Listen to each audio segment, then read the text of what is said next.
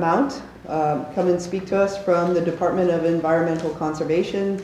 In this part of the Hudson River, they do a lot of work, especially with the fisheries, right? Mm-hmm. But above all, Sarah is a Bard College graduate, class of '09, and has already landed herself a plum job, working on a project, well, working on many projects, but in particular a project that she's talking to us about today.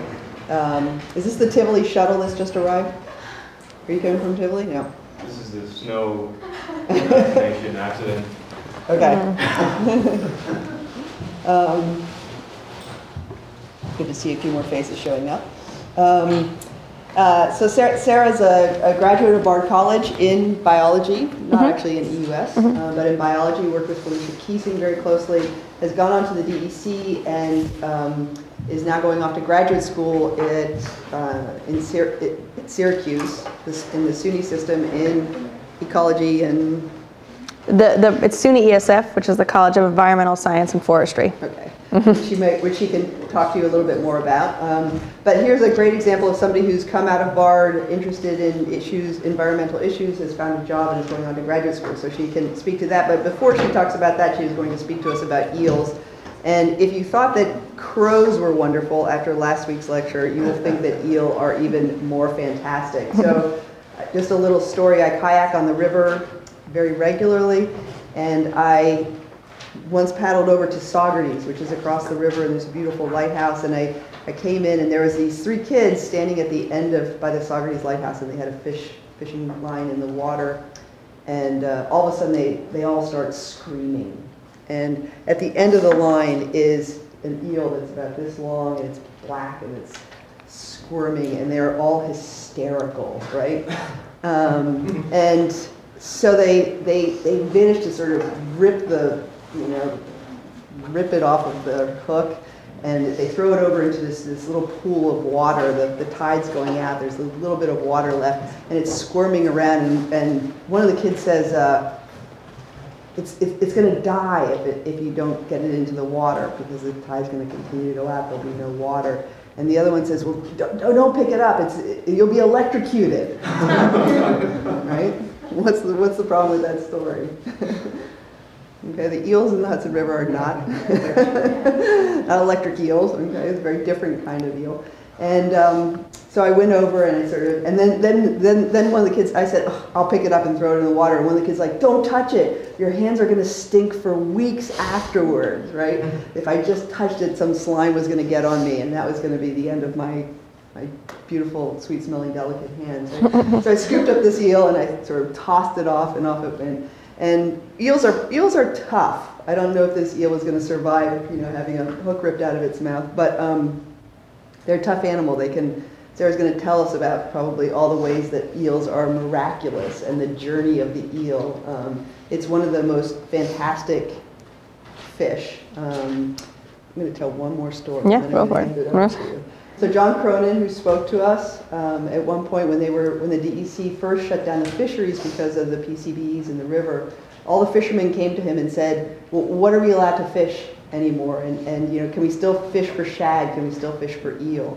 And John said, "Well, I'll call up to the governor's office and find out what fish have been eliminated in terms of commercial fishing."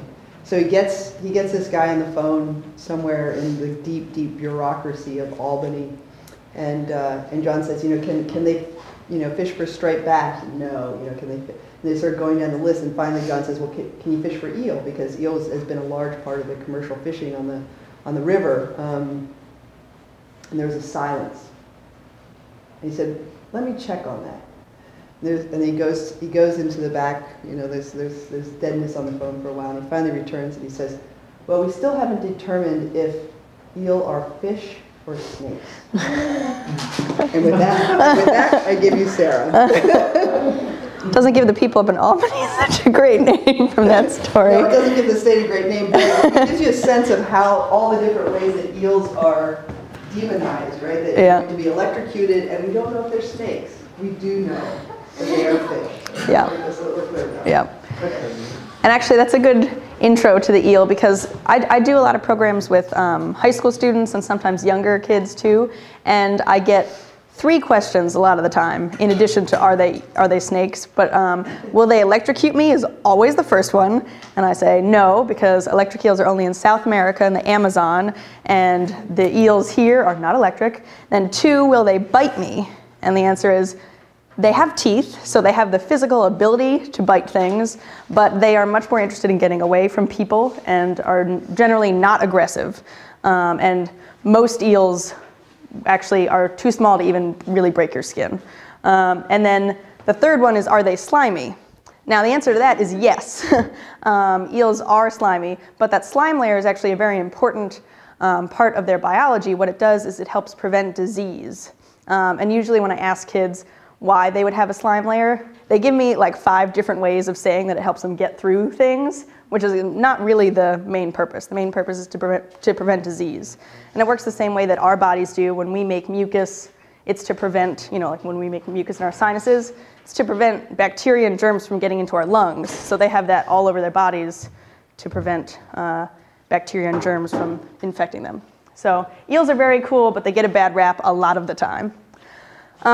So again, my name is Sarah Mount, and I work for the Department of Environmental Conservation, specifically the Hudson River National Estuarine Research Reserve, which for a long time our offices were at the Bard College Field Station. So HRNR, which is the acronym for all that, and Bard have had a lot of ties for many, many years, have worked together. I actually also went to Bard High School, early college, so Bard through and through on my end. But I'm going to be talking about eels today, mainly. So the American eel has a very unique life cycle. They're born way out in the Atlantic Ocean in an area called the Sargasso Sea. And this area is roughly between Bermuda and Puerto Rico. So it's way out in the middle of the Atlantic Ocean. And all American and European eels are born there. So they come out to the Sargasso Sea, spawn, and then this is a picture of a juvenile larval eel. Can you guys see this okay? Okay. Whatever, as long as people can see, that's good. So for actually a very long time, people thought that this animal was a totally different species from eels because they don't look like eels at all. They're about 1 inch long at this point in their life, and they're called leptocephali, which means leaf head. And the reason that they have that a different Latin name is because until the early 1900s, they thought that it was a totally different species until somebody actually raised one in a lab setting and saw it turn into an eel. Saw it metamorphose into this stage, which are called glass eels. So I have a picture of glass eels on the next slide. These are glass eels. And this is the life stage that we really study the most as a part of the project that I'm going to be talking about.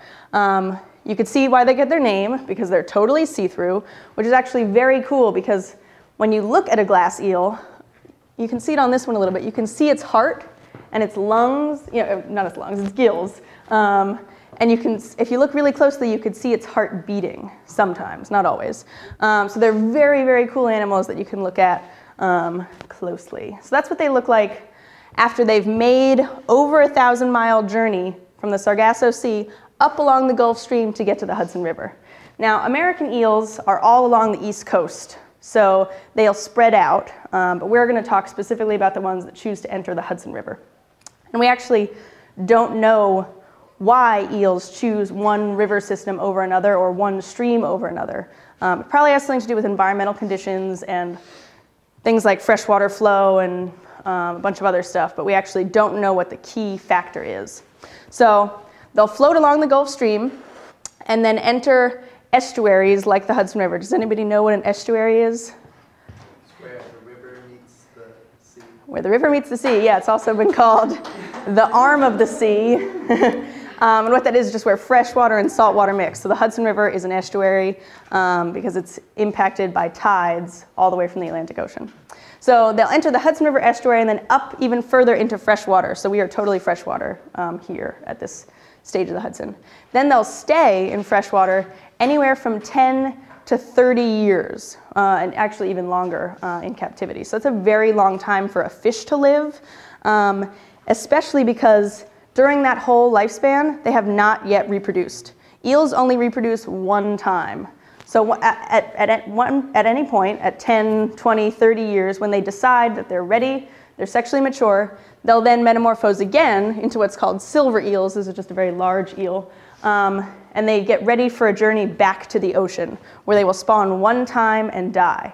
So any eel that's taken out of the population, killed for any reason, is one that didn't get to reproduce, did not get to pass on its genes. So that is why eel populations have been impacted a lot by many different things. So I brought an eel with me today, of course. I'm going to just get it in a little jar, and then I'll pass it around so everybody can take a look at it. So don't worry. This eel is not a glass eel. It's what we would call an elver. Oh, I took the mic off again. I'll fix it in a minute. So here, if you want to just pass that around.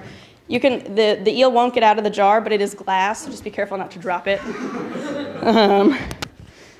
So that is what we call an elver, which is an eel that has been in fresh water for at least a year or two. And you can see it looks like what you would think an eel looks like. It doesn't look like that glass eel, which are about a year younger than those.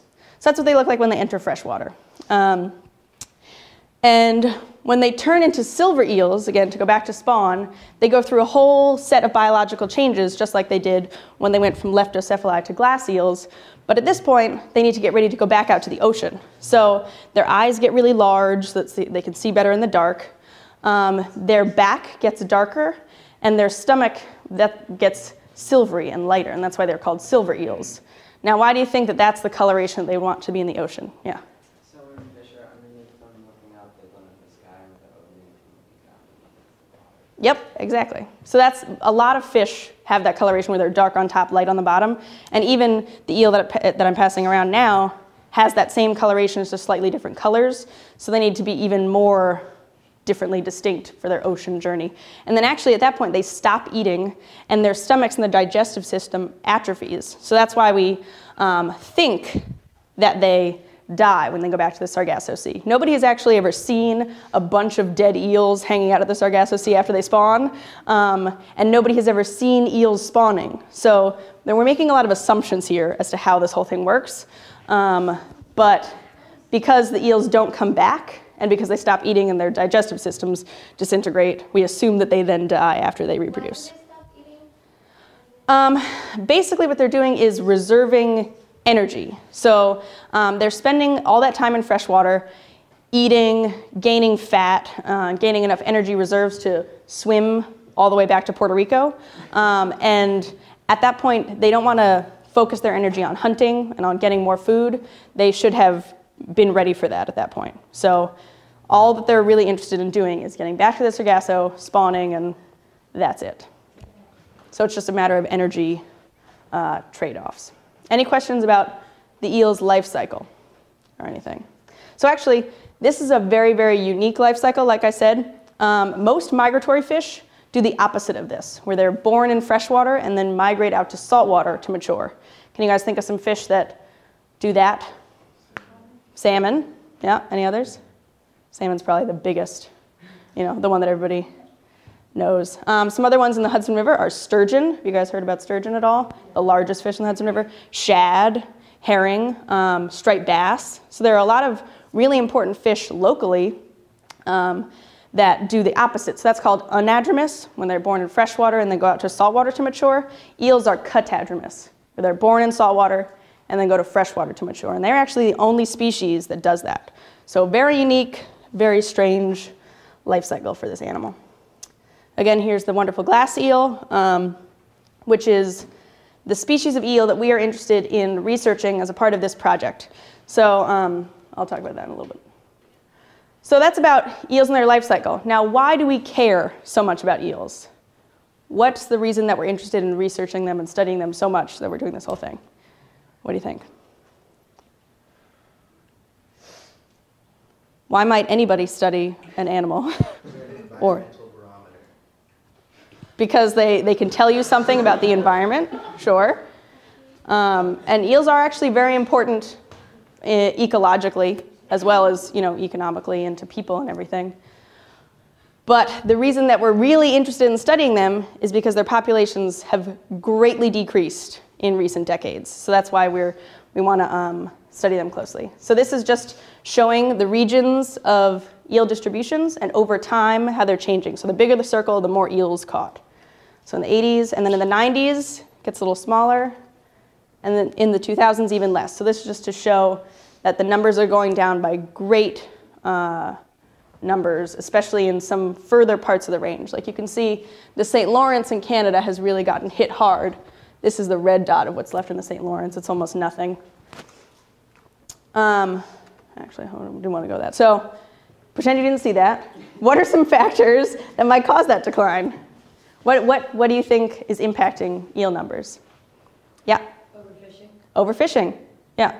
The deterioration of rivers, I think also. Yeah. So bad habitats. Yeah. Eutrophication. Eutrophication? Sure, yeah. Anything else? Yeah? Like oil spills and like chemical pollution in the ocean. Yeah, pollution in general. And because eels live in the ocean, estuaries, and freshwater, they are vulnerable at any point along that cycle. So they're vulnerable at lots of different stages. So here's a list of all of the things that have impacted eel populations in recent decades. So it's not just like there's one smoking gun that you can say overfishing is why eel numbers are going down and we're going to close all the fisheries and that's going to save it. There's actually a combination of lots and lots of things that are making this, making the conservation of the species particularly challenging. So we hit on a lot of these. Climate change is a big one because they have such a key ocean life stage that as ocean conditions are changing, they have to change along with it, and it might impact their reproductive success, which is very important in the continuation of a species. So now, what I'm really here to talk to you guys about is how you can be involved in research going on right here on campus at the Sauk Hill. So the Sauk Hill is the stream that runs through campus and comes out by the field station into what's called Tivoli South Bay. So we have a citizen science project, which is not the way that Bard uses the term citizen science. What we're talking about is a project where research is done by community members and students and people that are not necessarily trained professional scientists, but are collecting important data for research and management. So we put out these large nets in the mouth of streams in the springtime to see how many of those juvenile glass eels and elvers too are coming into streams. So we can see over time how our population's changing, and do they change stream to stream? Why are some streams more favorable than others? And we can try to figure out what habitats are preferred and what timing is really important, actually. So this is the fyke net, and actually just right here is the trap. So all of this stuff, this is like 14 feet across right here, it's a very large net. All of this is just to guide the eels into this trap right here. So the way it works is it's a series of funnels, and the eels swim in to the funnels, and once they've come all the way through, it's very hard for them to find the one way back out, where there's a small hole, and that's the only way they can get out. And there's an exclusion mesh right here that prevents anything that's larger than basically a pencil to enter the trap. So you won't catch any other fish, any large eels, you won't catch any like white suckers or any larger fish that may be in the stream, but you won't catch it here in this net. So this is a project that we've been running since 2008. I came on in 2009, right after I graduated, and I didn't want that to be on a timer. So this is just to show that we have sites from New York City all the way up to Albany. And here's the Sauk Hill right here, just a little bit north of the middle of the Hudson River estuary. So this is the tidal portion of the Hudson River, is what this map is showing. So we have participants from all different kinds of levels of study. We have retirees all the way down to middle school students and like scout troops. So mainly it's college and high school, just because there's a certain level of, being able to get into a stream that needs to happen for this project, but we really use a wide range of participants. But I want to talk about the Sauk Hill specifically. So this is a picture of the fyke net in the Sauk Hill. Now, have you guys been down to the stream? Who's been to the Sauk Hill knows what I'm talking about. So this is looking towards the Hudson River, out into Tivoli South Bay. So if we were back up here, the waterfall, the first waterfall would be somewhere like right here. And then you go upstream and you'd hit the dam, and then further upstream and you'd get to the waterfall where people swim at. So that's, you know, orienting yourself on the Sauk Hill. So we put it in the tidal section of where the stream is meeting up with Tivoli South Bay. And because it's in that tidal section, sampling needs to happen at low tide every day. So what we're going to do is put out the fyke net in the first week of April. And Tom and I were talking right before this talk, and this tentative plan is to have the net be installed on Tuesday, April 2nd at 2 p.m., which is low tide. So after that, after April 2nd, the net will need to be checked daily by at least 2 people. So one key safety rule is that nobody samples alone. And the net gets checked daily until basically graduation. So we're following protocols that are set out by the Atlantic States Marine Fisheries Commission, which is a group that manages migratory species of fish from Florida to Maine. So since things like eels, striped bass, sturgeon, shad don't live in just one state, you need a multi-state agency to put together management plans. So we use their defined protocols for studying incoming migrants into freshwater, and that makes it comparable across sites and across states. So every state from Florida to Maine is required to have one fyke net site. We on the Hudson River have about 13, but that's just because we're awesome. And we can study the heck out of eels here. But most other sites have just one. So the net will get checked daily, and Tom is going to put together a schedule after the net gets installed. So if you're interested in volunteering later, talk to Tom, who's sitting back there, and he will put you on an email list to get updates on and how to sign up to monitor. So that's the specifics. But what have we learned from doing this study? So like I said, we've been doing it since 2008, and what have we seen at the Sauk Hill and at other sites? This is our data from just the Sauk Hill. So the red is glass eels, which again is that see-through stage, and the green is elvers, which is like the one that just got passed around. So you can see that things change year to year. 2009 seemed to be a big year for eels at the Sauk Hill. It wasn't a particularly rainy year. It was fairly dry, so that might have something to do with it. In terms of, imagine you're a 2-inch long glass eel, and you have just come from Puerto Rico, and you've made it all the way up to the Sauk Hill at Bard College, and now it's raining a ton, and the stream flows are really high. So you're just not going to want to deal with it. You might get flushed out and then go into some stream further south. So that's why environmental conditions can really impact how catches are year to year. So we don't really know why 2009 was so high. It also could have been something going on in the ocean, something going on totally somewhere else. So hard to tell. Can I ask a question about that last slide? Yeah, go ahead.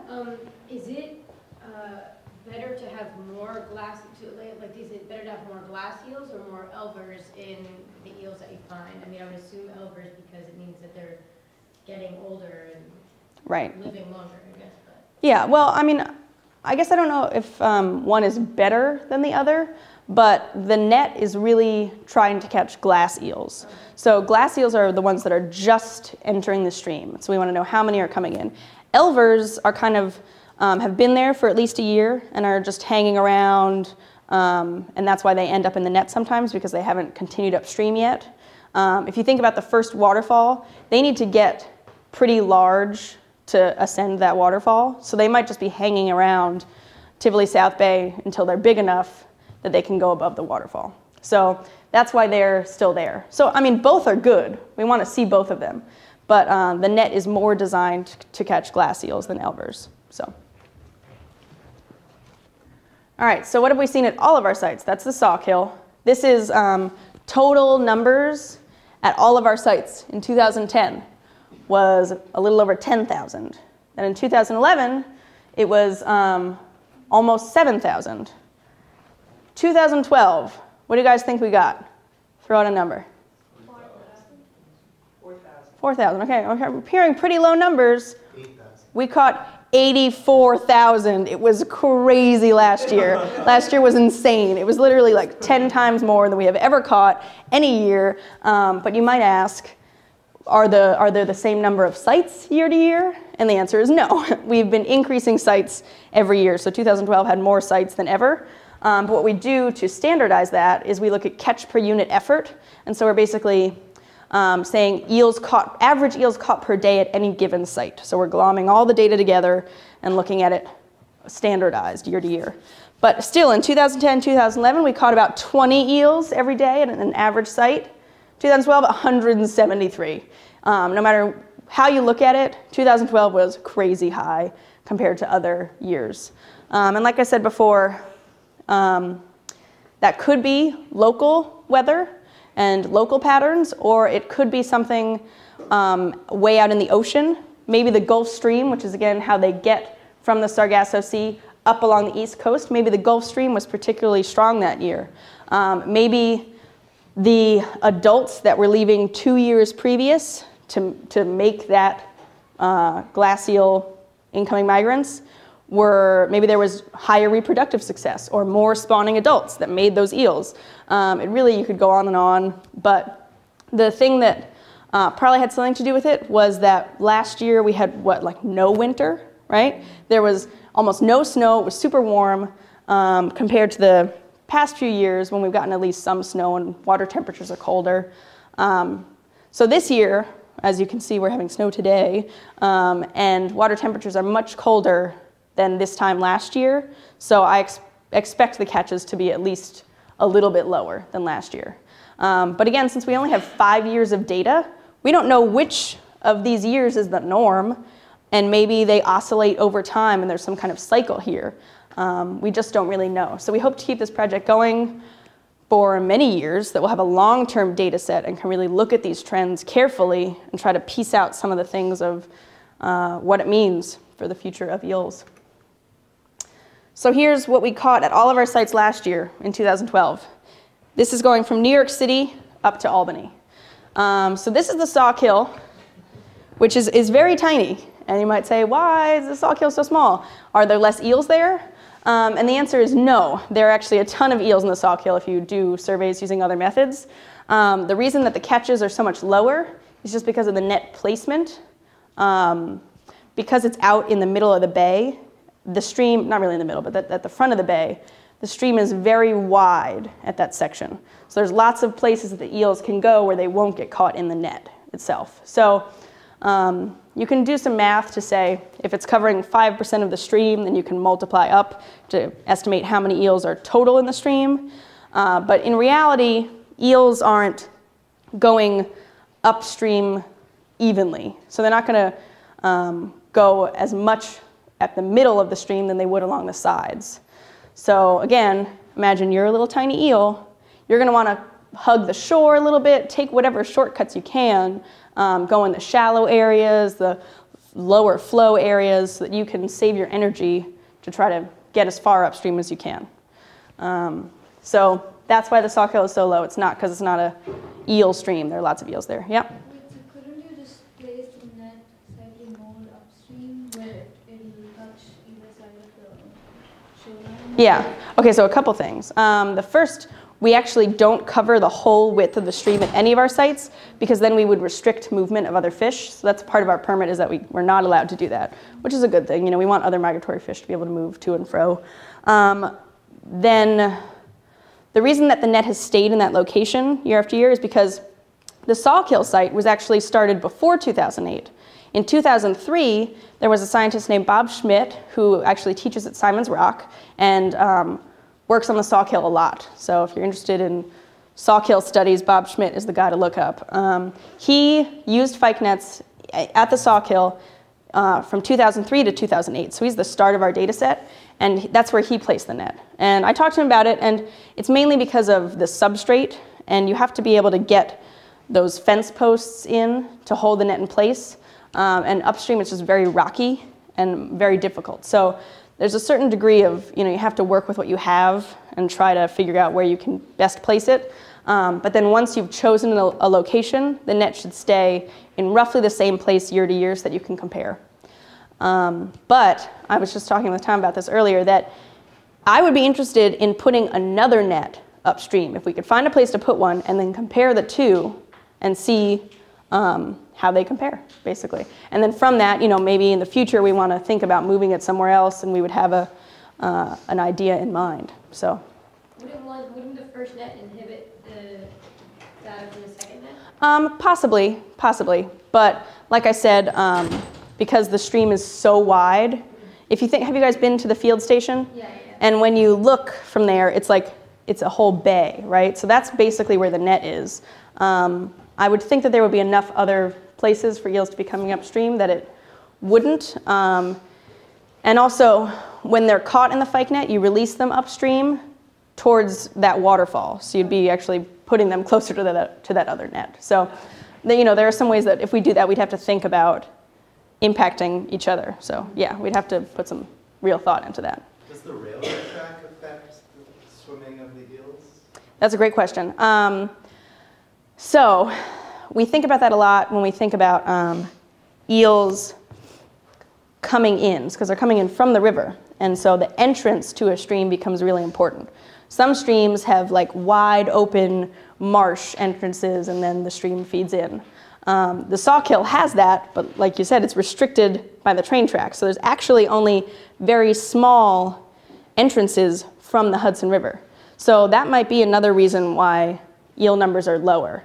They might have not found that hard right turn. If they're coming up the Hudson, they'd have to like find that stream and say, oh, freshwater input, and go right in, because there's only such a small, narrow impact. The eels also might just be hanging out in the bay before they come into the stream.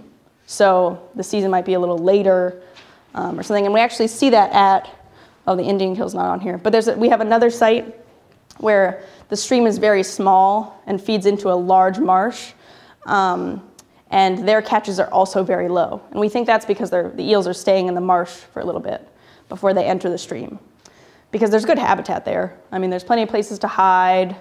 There's food. So why would they bother going upstream when they can calm down, hang out in the marsh until they decide to go up? Yeah? What do they eat? That's a great question. So it's going to depend very much on the size of the eel. Glass eels eat very small macroinvertebrates, so very, very small little bugs in the stream, as do the elvers that I passed around. They'll eat slightly larger macroinvertebrates, but when they get big, so a large female eel can get to be up to 4 feet long, which is very, very big. That's probably, you might have seen a 3-foot eel that those kids caught. They get to be 4 feet. And at that point, they're top predators in the stream. So they'll eat other fish, other eels. They're cannibalistic. They'll eat macroinvertebrates too. They eat crayfish. And think about, you have to be a pretty tough eel to eat a crayfish, but they do. Yeah, so it's mainly macroinvertebrates and other fish. But what's cool about eels is that when those glass eels, they're very small, they're coming in by the hundreds of thousands to the Hudson River system. So they're a really important food source for other fish, other animals. And then when they're big, they become top predators. So they really fill kind of all ecological roles throughout their life if they make it that far, which is another reason that eels are awesome. So this is just some other things that we've learned from our data from doing this project for the past few years. And so this is showing that we see peak eel numbers. So eels are moving into streams during new and full moons. Now the reason is that during a new and full moon, that's when the tides are the most extreme. So you get the highest highs and the lowest lows. And the eels are riding in that extra high tide upstream. So again, when the tide is going out, they'll basically burrow under the rocks or under the sand, wherever they are, and wait for the tide to come back up, and then they'll come into the water column and ride that tide up. So they're going to use the tide cycle to their advantage. And you can see peaks in the data, even if they're smaller because the season is coming to an end, it's still a little peak right at the new and full moon, which is pretty cool. That's not true for every site at every year, but it's been seen at many places. This is a project that was done by actually a high school student in Westchester County, which is very cool. She was looking at land use cover of the watersheds and how that affected the eel numbers. So this is an interesting study because these two streams are right across the Hudson River from each other. This is further south. This is Rockland and Westchester County, so much closer to the city than we are now. But it's not like there's any north-south gradient where they're closer to the ocean. So basically what we're doing is looking at the watershed, and the red is urban land and the green is forested land. So between these two streams, which one do you think caught more eels and why? The forested, so this Furnace Brook, right, has much more green than the other. But Minnesiongo is also a much larger watershed, so you might get more flow, which may be a good thing or a bad thing for eels. So let's look at the data.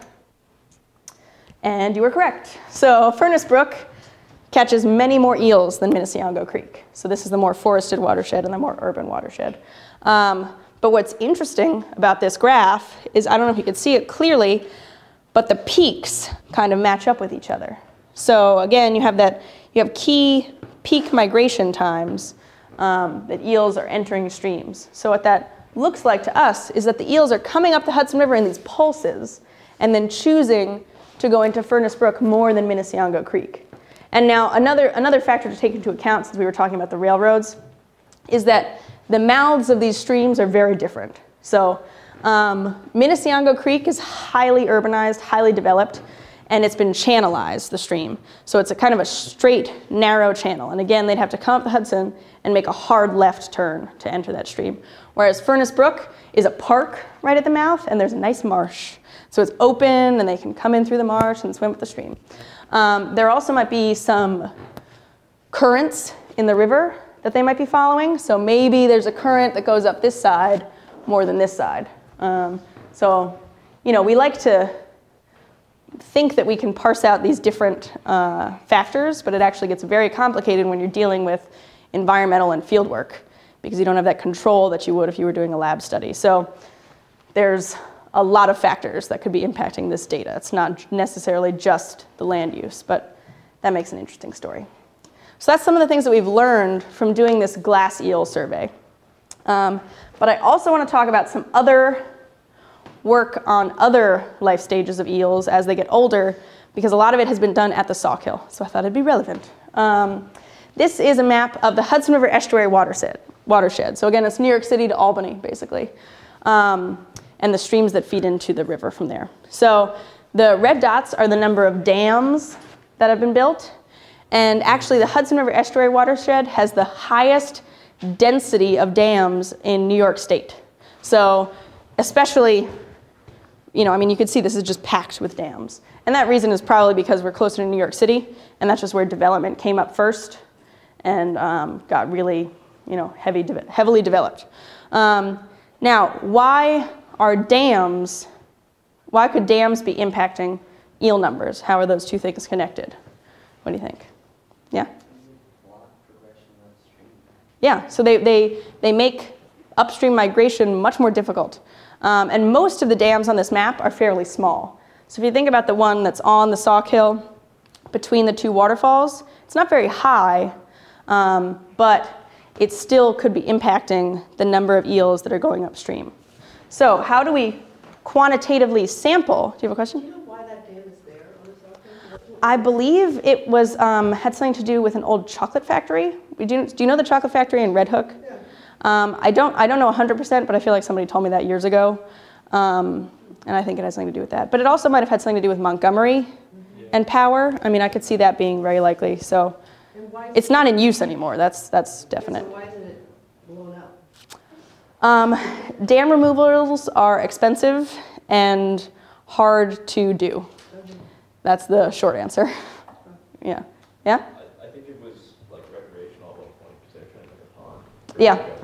That's another possibility, certainly. We've got a panel up on the Montgomery side. They have a panel about it. Oh, so it was a Montgomery Dam. Yeah, I mean, that's the property. The stream splits Bard and Montgomery, so it could easily have been something with them. And yeah, I mean, what's something that really surprised me looking at this graphic is the difference between 1950 and 2000, how many more dams there were. You know, when I think of dams in the Hudson Valley, I think of the one on the Sauk Hill that's obviously old and not in use anymore. But why were there so many dams being built in, from 1950 to 2000. And I don't really know. My guess is that they're mainly like flood control and recreation uses, but who knows? I would think that the development would have stopped a little bit.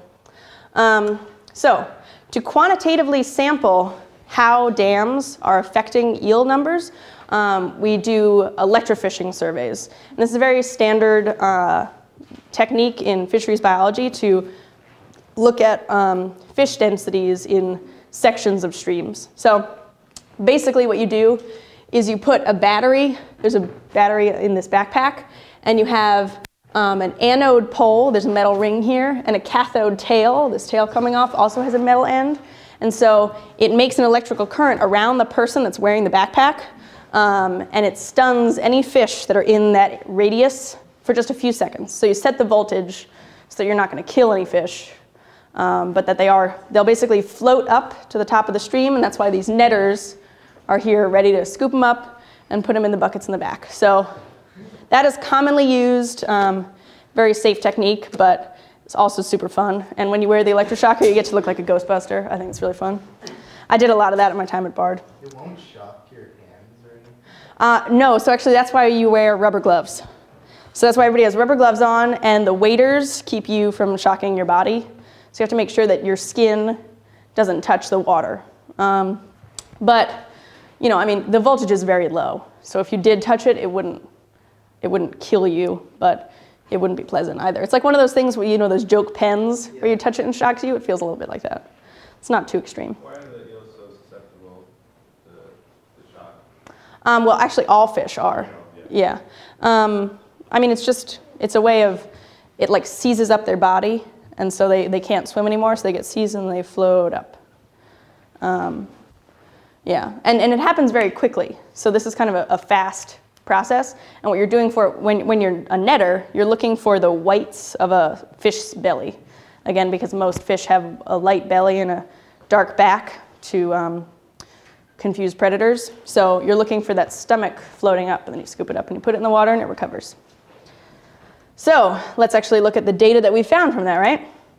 You can see this is eel numbers above and below barriers. Huge impacts of barriers on eels' ability to get upstream. Now, there's always, not always, but in most cases there are a couple eels that make it above almost any barrier. And that's because eels are very tough animals.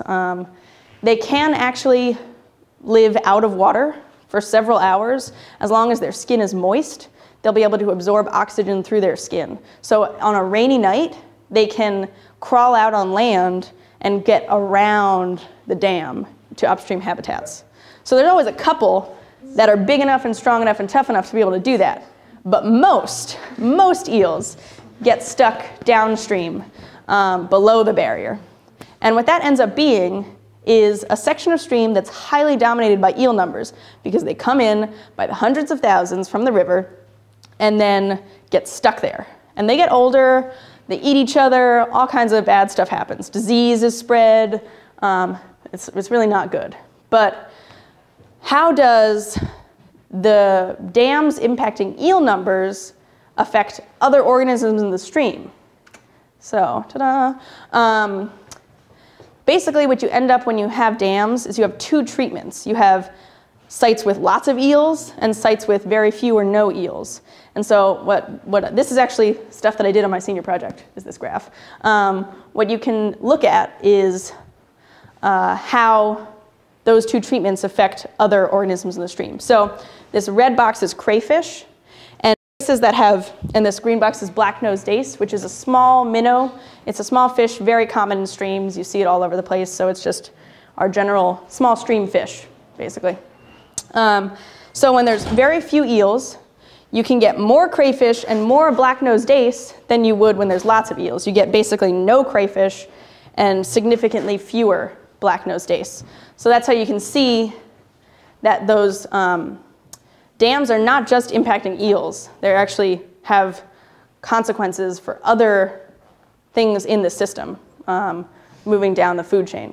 So in general, the reason that's attributed for this difference is that eels are eating crayfish and those other fish. So it's predation, competition. Eels are much can be much stronger than a lot of other species in streams. So, what do we do about that? How do we try to help eels access upstream habitats so that they're not competing with each other, eating each other, getting all sick? What we use are eel ladders.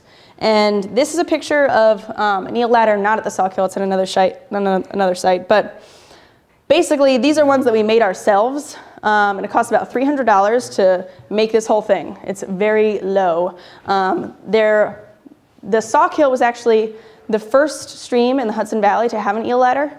In 2006, one was installed. And we've added 2 more since then and hope to add more and more as time goes on. But the Sauk Hill was the first. And that design was different than this, and it cost about 10 grand to make, including, paying engineers to design the thing.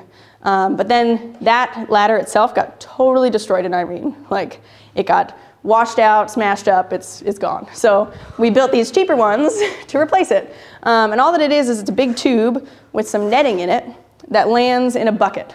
So the eels, and there's a dam right here, basically. The eels that are stuck at this dam climb up this netting because, again, they can crawl out on land. And there's actually water flowing down, so this net is kept moist at all times.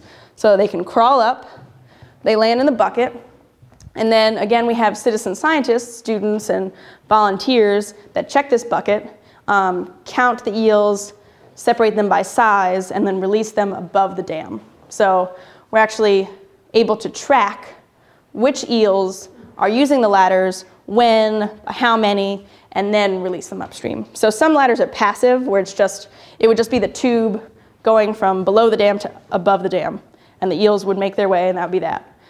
But this way we get to actually sample and see who's using it and when, which is good scientific information for us to know.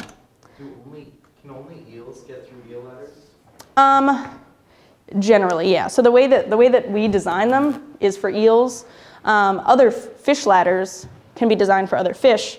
There's a lot of interest in building ladders for herring and salmon in other rivers and in the Hudson.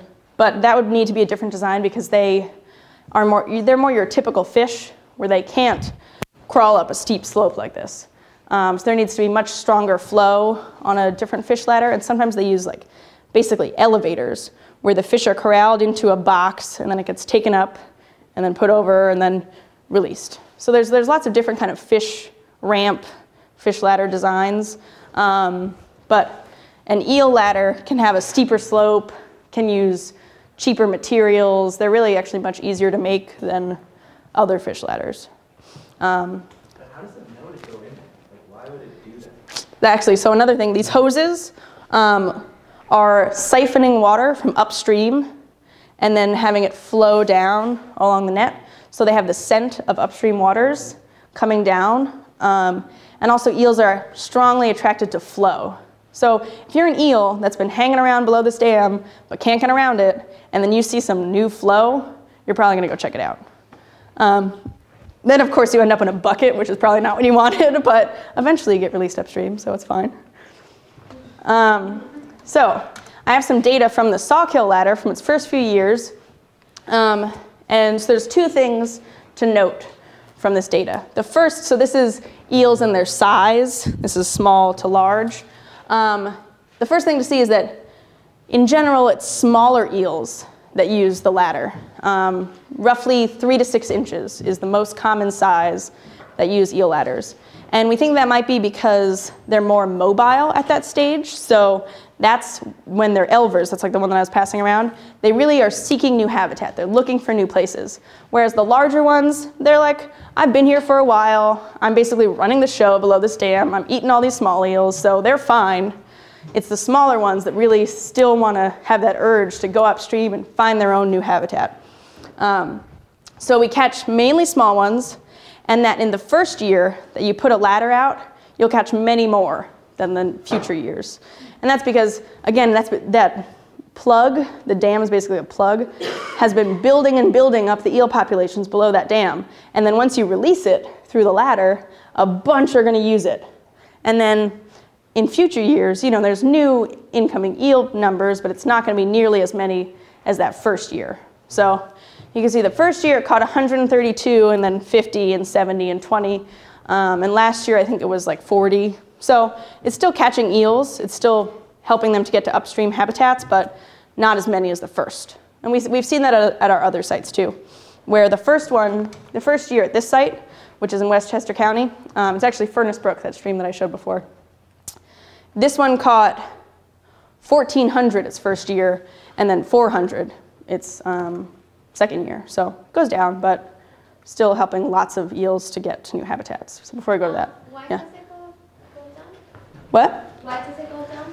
Basically because you've already helped the majority of the eels that were there waiting, and so the only ones that you're going to keep passing are ones that are just arriving, so which is going to be less than a year, many years worth of ones that have built up. So any questions about anything that I've covered so far? Yeah. So the eels come in and then they head for these tributaries. Mm-hmm. Are there some that just stay in the estuary? I mean, do we know that? Yes, yeah. Some eels will stay in brackish water or further south, maybe even in salt water. So, like any species, there are differences among individuals. So lots of them choose to stay in salt water. Generally, those are more commonly males because males don't live as long. And so the females are the ones that really want to get far upstream where they can get to ideal habitat, and because they have to live longer. So males live roughly 7 to 12 years, and females live anywhere from 20 to 30 or more years, and get to be much larger. So, and that's because females need to hold eggs, and eggs are much more expensive biologically. So you need lots more energy reserves to hold the up to 20 million eggs that a large female can hold before making that journey back to the Sargasso to spawn. So the tributaries are both its good food and its protection. Is that? Yeah. I mean, yeah. There are a lot of factors, but freshwater seems to be a key habitat type for eels.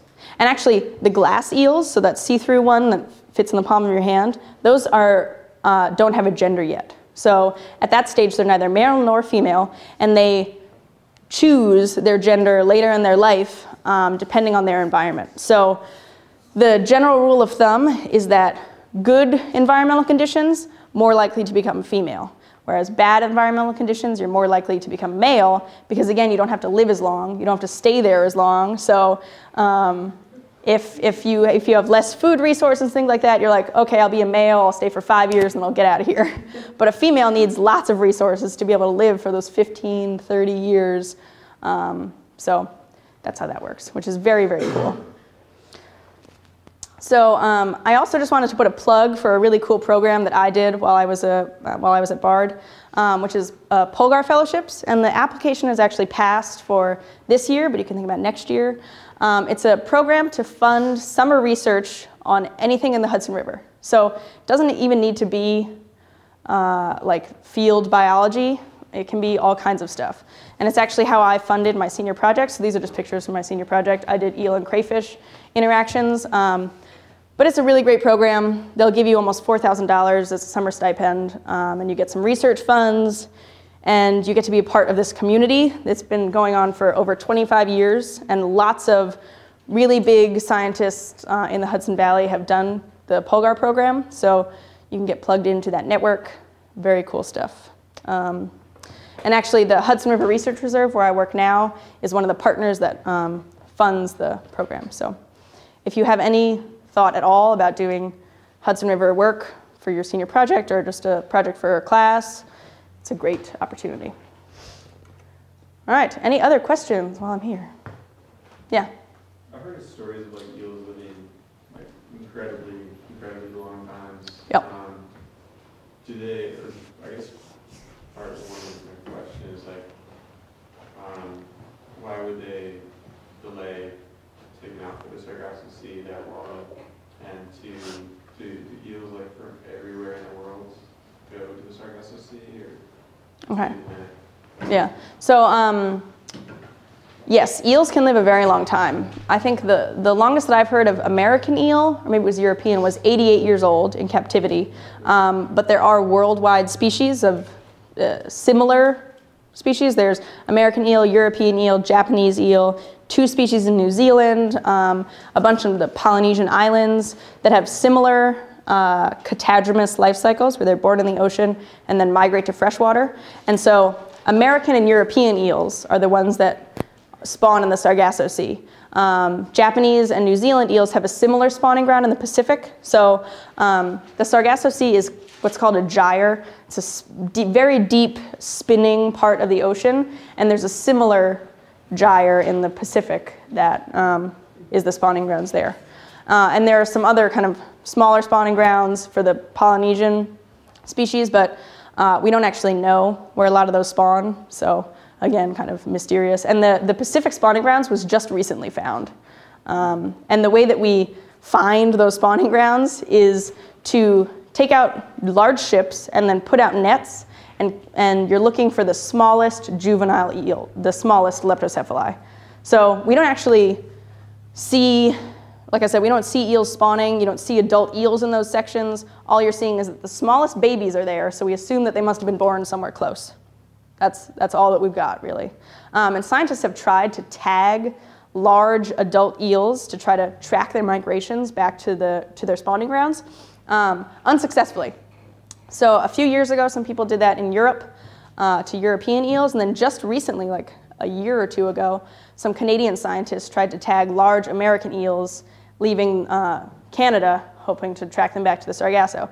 Now, the Canadian study, they found, so they use these things called pop-up satellite tags, and it's like a tag probably this big that then has a float that's like this big.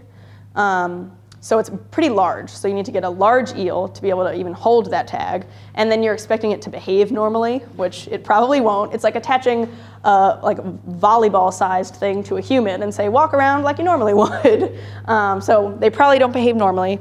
But the pop-up tags from the Canadian study were found. So they're programmed to release and then float up to the top of the ocean and send their data to a satellite, which then packages it and sends it in an email to the scientists.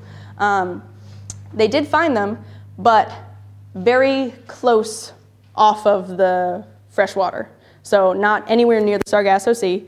And the depth and temperature didn't match up with what an eel should be doing. So they actually, it got much warmer than it should have been for ocean temperatures. And then the depths and the dive patterns were very strange. And so they matched the dive patterns that were from the tags to those of porbeagle sharks. So it's a kind of shark that ate the eels. So the tags were inside the shark's stomach and then reading the information of where the shark was swimming. So, and that was found for a couple of their tags, and then a bunch of the tags that didn't even recover. So that answered some of your questions. I don't know if I got all of them because I went on a tangent about tagging adult eels. Okay, good. Yeah? Do you ever research Cement Creek? I don't know where that is. It's, Is that? I think it's called Cement Creek or Stony Creek. Stony Creek going into Tivoli North Bay? Yes. Yeah. I have done a couple of electroshocking surveys on Stony Creek to look at above and below barriers, but we haven't put any fyke nets there, mainly because it can get very low flow during times of the year. But actually the Research Reserve, which is the larger group that I am a part of, the research section of that group, they do a lot of water quality monitoring, and the Stony Creek is one of their main sites. So we have historical dissolved oxygen, temperature, all kinds of water quality, nutrients, data on Stony Creek and the Sauk Hill and Tivoli North and Tivoli South Bays. So there's actually quite a bit of information out there on Stony Creek, just not eel information. Yeah. Susan. So the study started asking the question of why eel populations are going down, and you have a whole raft of reasons why. But has the study led to any kind of deciding this is the greatest impact on the eel populations, we're going to do something about it, or are you not that far? Right. Well, the study wasn't started so much to figure out what the impacts are, but to get baseline data on this one life stage of eels. The impacts have been quantified through other research studies, and we've then taken those and said, what are some impacts? Like here, I have that slide of the list of impacts, and then think, what are some impacts that we can actually do something about? And the one that we have the most control over locally is dams. That's the one that we can really make a difference on right now. You know, habitat loss, we can't do a ton about that, really, and that's connected to dams because that's limiting their upstream habitat. Pollution, a lot has been done already to decrease pollution. And actually, your story from before about the eel fishery being closed, eels are one of the key species in the Hudson River that you should not eat. Do not eat eels out of the Hudson River. They're on the Department of Health's do not eat list anywhere you catch them. The reason is threefold. One, they are resident species, which just means that they're going to stay in the Hudson River for a very long time and can store more contaminants. Two, they're bottom feeders. They're living on the bottom, benthic organisms, which is where PCB contamination is stored in sediments. And three, they have a lot of fatty tissue, and fat really just holds those contaminants. So it can bioaccumulate a ton of pollution, and it'll just stay there. So it doesn't seem to have any negative effect on the eels themselves necessarily, but people should not be eating them under any circumstances from anywhere in the Hudson. So that's just a watch out, don't eat eels. Don't eat these guys. Yeah? So you say you do research on the American eel. Mm-hmm. Does that mean all eels in America are the same species? Yeah. Everywhere? Yeah. Do you catch an eel in the ocean? It's the same species as this one here? Well, it might be a European eel. I mean, if you're catching it off the East Coast, yeah, it's the same species. And what's really cool about eels is that it's actually the same breeding population. So if you think about most other fish have so let's take sturgeon. You know, there's a Hudson River population of sturgeon because they come here and spawn in the Hudson every year. And then the ones that are born in the Hudson come back and spawn in the place they were born. Eels are doing that, but the Sargasso Sea is their birth and spawning grounds. They come back to the Sargasso. And all eels do that. They all come back to that one place. So if you see population declines in Canada at the northern end of its range, that's going to impact the population as a whole. Which is, if they're impacted anywhere, it changes the whole thing. So if European and American eels breed in the same spot, what's the difference? And do they mix? Okay, so physically there is almost no difference. The European eels, I think, have a few more vertebrae. It's like the number of vertebrae. I think it might be 2 more that European eels have than American eels. So it's very, very little. There are some genetic differences. So people have done genetic studies, and there's actually some hybridization. Let's see if I can get the map up of American and European eels right at the meeting point of their range. So near like Greenland, there's a little bit of genetic hybridization between American and European eels. So American eels are born in the Sargasso, float along the Gulf Stream, and then spread out along the East Coast. European eels are born in the Sargasso, take the Gulf Stream, and just go all the way around even further to Europe. So it takes them actually 2 years to get to Europe from their spawning grounds. But they can't go in the other direction up to Europe, like up along Africa, just because of the way that ocean currents are. So they take the Gulf Stream, just like American eels, and then just keep going. Yeah. Do they develop any slower than the American eels because when they arrive at the estuaries at the same stage? Yes. So they're going to stay at this leptocephali stage for a year and a half to 2 years. But again, once they are off the coast of Europe, that's when they'll change into glass eels. So as long as they're in the ocean, or like way out in the ocean, they'll stay as leptocephali. Yeah, it's not time dependent. It's where they are. And well, it's a little time dependent because depending on whichever stream they're going to go off in, that's when they're going to change. So there probably is some kind of internal clock, but it is more focused on environmental conditions. And for some reason, they decide now is the time that I'm going to change and enter freshwater. Yeah. So how can you breed them?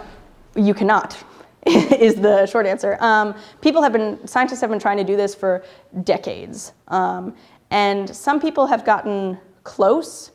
So there's a scientist in Massachusetts that basically you inject the adults with hormones to get them to release their eggs and release their sperm, and then you fertilize them, in a little, in a little tray. And they've gotten them up to generally this stage, but then they all die. So you cannot raise eels like you can some other fish species. So that makes the future of their populations a lot more difficult than some other fish. And really, overfishing is a huge issue. And the market for eels is mainly in Asia. And I would assume that they have many more scientists working on trying to figure out how to raise them in captivity in a lab than we do here. But I mean, if you're looking for a way to make lots and lots of money, figure out how to breed eels, because you would be crazy rich. That scientist did it though, that you said that he got a larvae. Yeah. But they're not viable. They don't survive, and so you'd want to be able to raise them to market size, to like a foot or two long, and to have them be successful. Yeah. It's still useful to be able to get that even that stage though, right? Because then they know they can compare the smallest eel they find in the Atlantic to that. Yeah, I mean, it's still, this is just happening. So I don't know all the details, but yeah, I mean, I think we're getting there, maybe. But part of the issue is that their life cycle is so complex. So you have to control the salinity conditions really carefully, and then think about temperature and what the pressure would be, because they go way down in the ocean. There's all kinds of factors that you have to try to manipulate and control. It gets to be really tough. Any other questions? So I just want to say again, and you can think about more questions too, that if you want to be involved in this research, it would be really great to have as many people as are interested, and it's, I believe you could do it for internship credit for EUS students. You might be able, for biology students, you might be able to do an independent research project if you talk to Felicia or somebody else about it. There are some ways that you can do this for credit. You could talk to me or some teachers. But it's also just a good reason to get outside and catch some eels. So if you're also just interested in hanging out, then that's good too. Are you having a training session to show people how to do Yeah, so if we can install the net on April 2nd at 2 p.m., it'd be good to have a couple people there to see what it's like to put the net in, how the net works, all that jazz. So if you're really interested, you should come to that.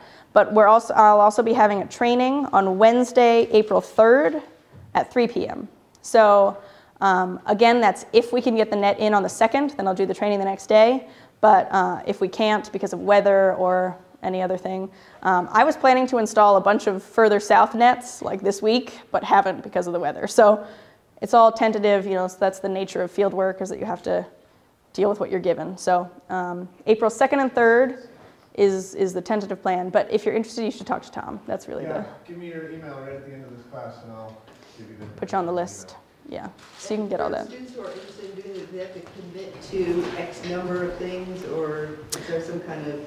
I would say no. If you're just interested casually, that's awesome. Come to a few days over the season, see what it's like. Maybe next year you'll want to do more. But if you want to do it formally as a part of an internship or a research project, then yes, you should be able to commit more to it.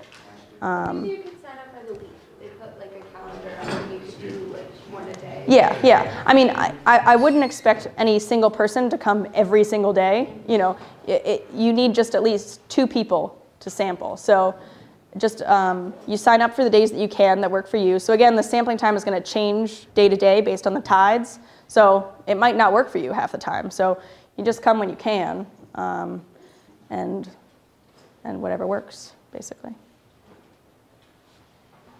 Any other questions? Okay. Thanks for having me.